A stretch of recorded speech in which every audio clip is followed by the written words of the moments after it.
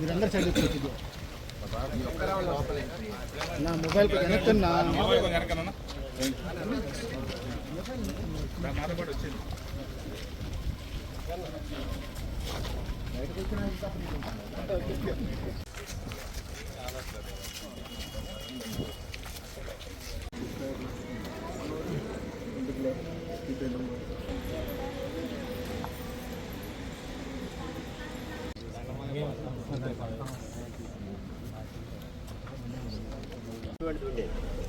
Manual ప్రకారంగా ఎవడు ఎంతటి వాడికైనా కానీ అదే పద్ధతిలో వ్యాపారం సాగుతుందో అర్థమవుతోంది.